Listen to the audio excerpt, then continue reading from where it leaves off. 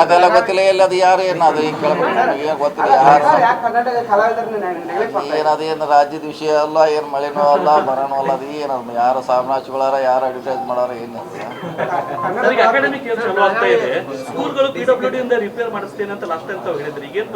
ಮಾಡ್ತಾ ಇದ್ದೀವಿ. ನಮ್ಮ ಜಿಲ್ಲೆಯಲ್ಲಿ ಸಾಕಷ್ಟು ಹೊಸ ಕೊಟ್ಟಿದ್ದೀವಿ, ರಿಪೇರ್ ಮಾಡಿಸ್ತಾ ರಿಪೇರ್ ಮಾಡಿಸ್ಲಿಕ್ಕೆ ಬರಲ್ಲ, ನಾವು ಹೊಸ ಕಟ್ತಾ ಅದು ಆಗಿದ್ದಲ್ಲ. ಈಗಾಗಲೇ 55 ಕೋಟಿ ಸ್ಯಾಂಕ್ಷನ್ ಮಾಡಿದೆ. ಅದು ನವಂಬರ್ ಅಥವಾ ಅಕ್ಟೋಬರ್ದಲ್ಲಿ CM ಅವರಿಂದ ಅದು ಮತ್ತು ನಮ್ಮ ಮೇಲು ಸೇತುವೆ 500 ಕೋಟಿ ರೂಪಾಯಿ ವಾಪಸ್ ಹೋಗಿದೆ. 50 ಕೋಟಿ ಇಲ್ಲ, ಇದ್ದಿದ್ದೇ 55 ಕೋಟಿ.